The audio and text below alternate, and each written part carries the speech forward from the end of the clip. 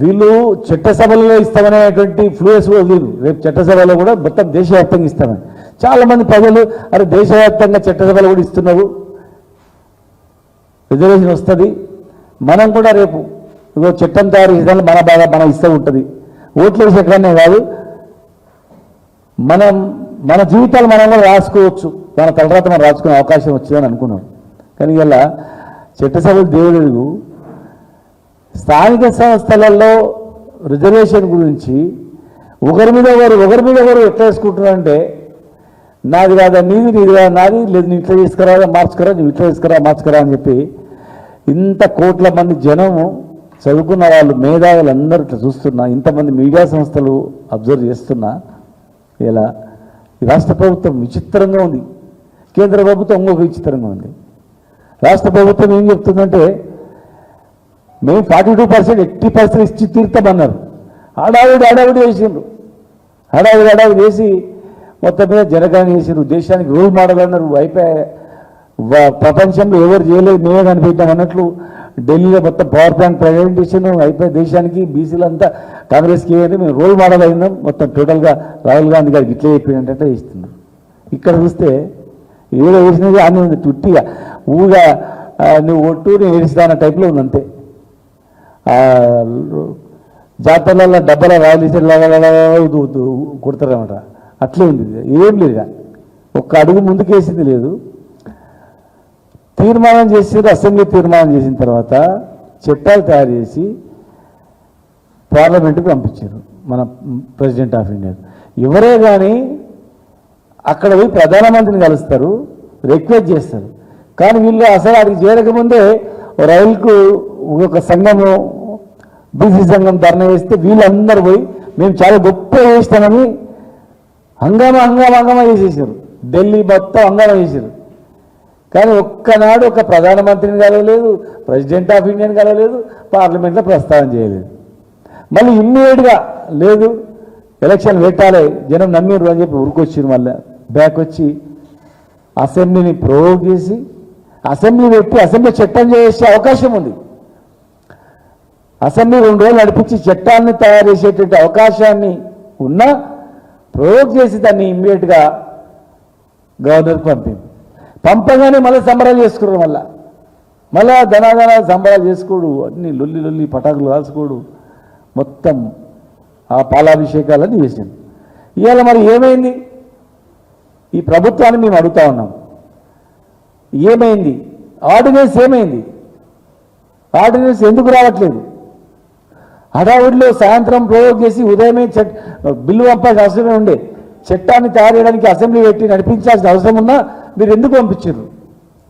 మళ్ళీ పంపించింది అసెంబ్లీలో గతంలో 2 చట్టాలు తయారు చేస్తే విద్యా ఉద్యోగాలు వదిలిపెట్టి రాజకీయ రిజర్వేషన్ని ఆర్డినెన్స్ పంపించారు. మరి ఇంతవరకు రావట్లేదు. ఏం జరుగుతుంది? అది జయలలిత మాదిరిగా ఢిల్లీలో పోయి కూర్చొని చట్టాము తయారయ్యేంత వరకు 9th షెడ్యూల్ చేర్చేంత వరకు రిజర్వేషన్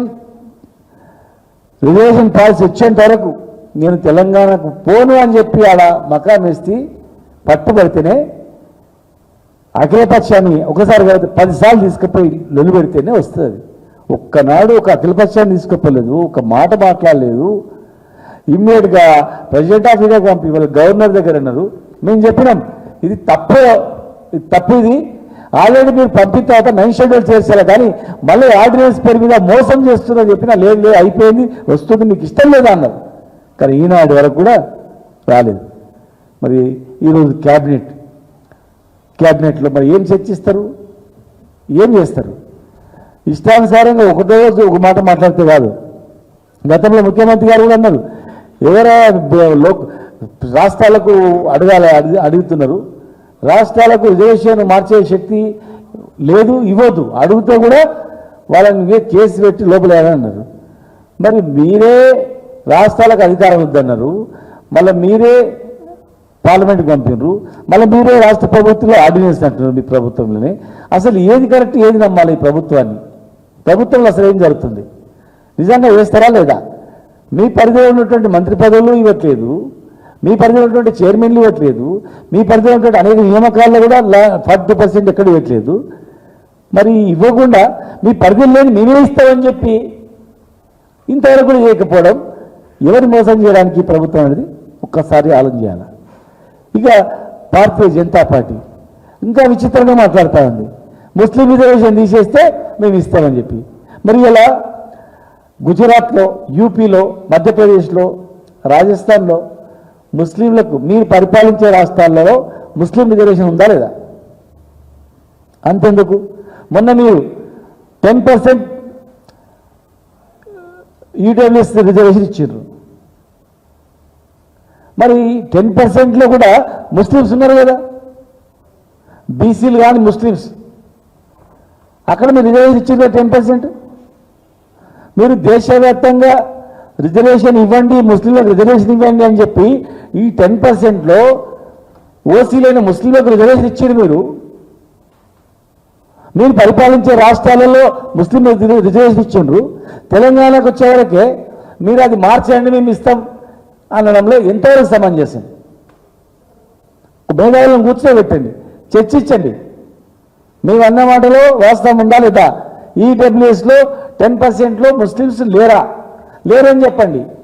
లేదు, గుజరాత్, రాజస్థాన్, మధ్యప్రదేశ్, యూపీలో మీరు అమలు అవుతున్నాయో లేదా? అమలు అవుతలేదని చెప్పండి. మీ పరిపాలించే రాష్ట్రాల్లో ముస్లింలకు రిజర్వేషన్ లేదు, ఈడబ్ల్యూఎస్లో కూడా ముస్లింలు తప్ప మిగతా ఓసీలకు ఇచ్చినామని చెప్పండి. మీరు ఇవ్వచ్చు, దేశవ్యాప్తంగా అమలు చేయని చెప్పొచ్చు, 10% ఈడబ్ల్యూఎస్లో ఇవ్వచ్చు.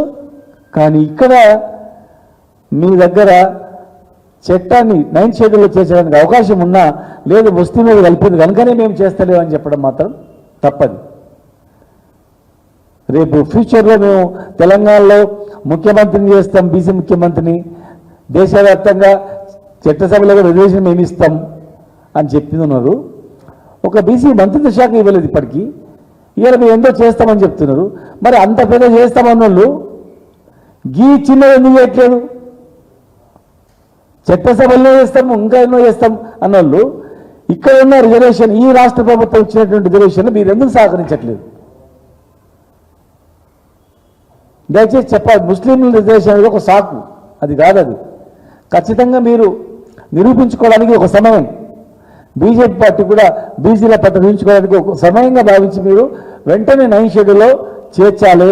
మీరు నిజాయితీని మీరు నిరూపించుకోవాలి.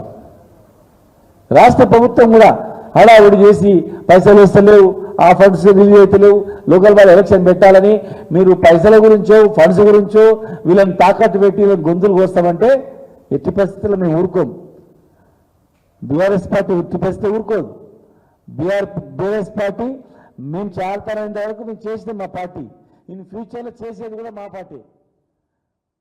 బడుగు బలహీన వర్గాల వాళ్లకు ఆదుకునేది